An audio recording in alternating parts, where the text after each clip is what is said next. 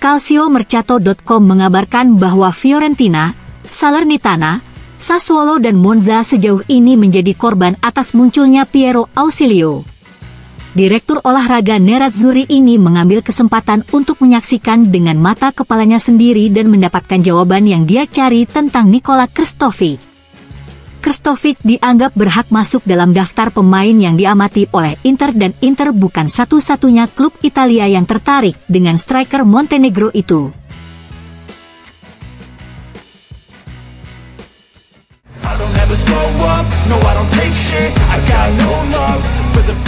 La Gazzetta dello Sport melaporkan bahwa Lautaro Martinez kini berbagi rekor dengan dua pilar sejarah Nerazzurri. Dengan gol yang dicetak di putaran terakhir Serie A melawan Bologna, Lautaro Martinez telah mencetak 10 gol musim ini. Dengan demikian, Lautaro Martinez menjadi pemain ketiga dalam sejarah Inter yang mampu mencapai 2 digit gol dalam 8 pertandingan awal yang dimainkan dalam satu musim Serie A setelah Giuseppe Meazza dengan 11 gol pada musim 1935, 1936 dan Antonio Angelillo dengan 16 gol pada musim 1958, 1959.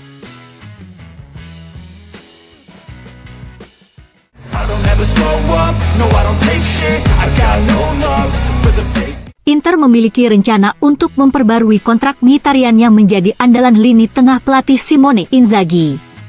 Menurut Corriere dello Sport, kesepakatan dengan Mkhitaryan, Dumfries dan Di Marco berada di urutan teratas dalam daftar prioritas perpanjangan kontrak Nerazzurri.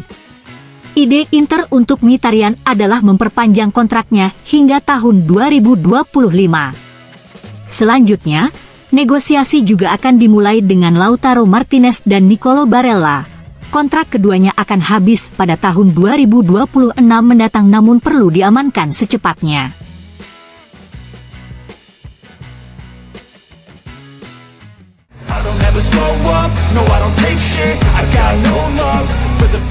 Sky Sport melaporkan bahwa ada kabar baik bagi Inter. Marko Arnautovic bisa kembali lebih cepat dari perkiraan awal.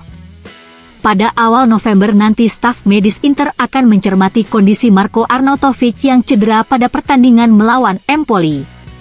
Tujuannya adalah untuk menargetkan kembalinya Arnautovic pada pertandingan melawan Salzburg tanggal 8 November. Awalnya Arnautovic ditargetkan kembali pada pertandingan Juventus Inter tanggal 26 November. Namun Arnautovic terus menunjukkan kemajuan dalam pemulihannya.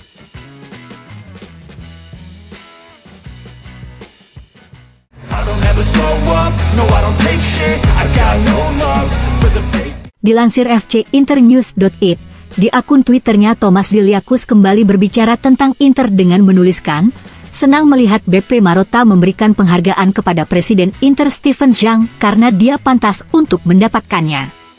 Dia dan Suning telah mengubah Inter menjadi kekuatan yang tangguh. Pemilik berikutnya harus mengubah Inter menjadi benteng yang tak tertembus.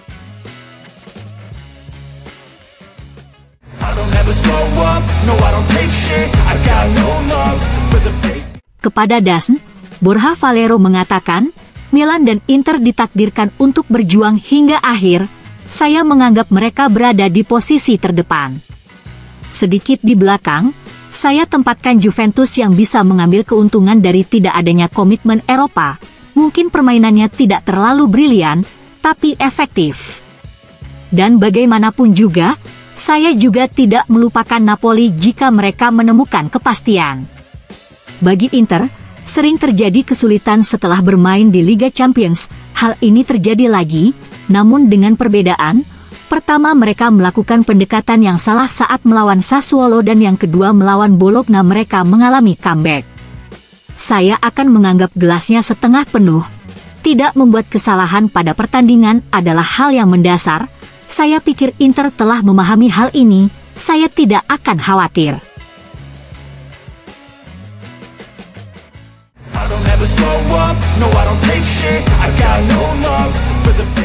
Ketika diwawancarai oleh Blick, Jan Sommer mengatakan, perbedaan antara Bayern dan Inter? Di Bayern ada banyak profesionalisme dalam hal organisasi, karyawannya sangat ramah dan sangat membumi. Di Inter mereka juga memastikan pemain baru dan keluarganya merasa nyaman secepat mungkin. Di Italia terdapat mentalitas yang sedikit berbeda, sangat bergairah. Tekanannya sama di kedua klub, Anda selalu ingin sukses. Saat Anda bermain di San Siro, Anda tahu apa artinya, ada suasana yang luar biasa indah, ini sangat menarik. Ada nyanyian, perayaan, dan sangat keras ketika semuanya berjalan baik. Mengapa Inter? Sederhana saja, karena ini Inter.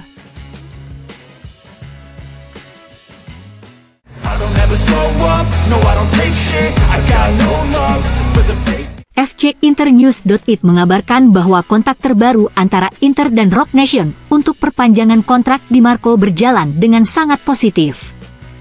Pertemuan berikutnya dijadwalkan untuk menyelesaikan detail dari kontrak baru yang akan mengikat Di Marco dengan tim favoritnya hingga Juni tahun 2028. Dalam beberapa hari terakhir, kesepakatan ekonomi telah dicapai antara kedua belah pihak. Di Marco akan menerima gaji sebesar 3,5 juta euro ditambah bonus yang melebihi angka 4 juta euro.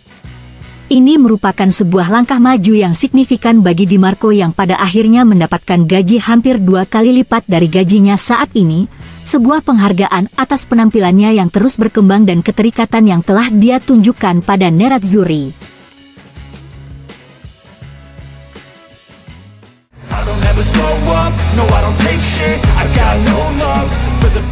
Dilansir FCInternews.it, Piala Dunia 2030 yang akan diselenggarakan di 6 negara tuan rumah dan 3 benua membuat mantan bek sayap Inter Robin Gosens merenungkan kondisi kesehatan sepak bola saat ini. Pemain Union Berlin ini mengatakan, sepak bola secara umum saat ini berada di jalur yang sangat berbahaya yang belum tentu sehat. Semakin banyak uang, semakin banyak bisnis. Secara pribadi saya ingin olahraga menjadi yang utama dan tidak merosot menjadi bisnis. Sayangnya, sampai batas tertentu, kita mungkin harus menghadapi penyimpangan ini.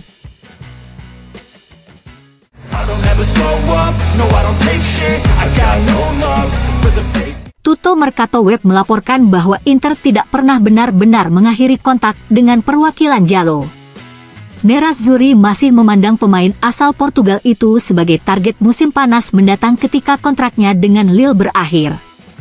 Namun Inter bukannya tanpa persaingan untuk mendapatkan tanda tangan Giallo. Juventus juga telah melakukan kontak dengan perwakilan pemain berusia 23 tahun itu. Juventus juga mempertimbangkan untuk merekrut Giallo dengan status bebas transfer ketika kontraknya dengan Lille habis. Selain itu, Juventus juga dapat menawarkan gaji yang lebih tinggi kepada pemain internasional Portugal itu daripada Inter untuk memenangkan perlombaan mendapatkan tanda tangannya.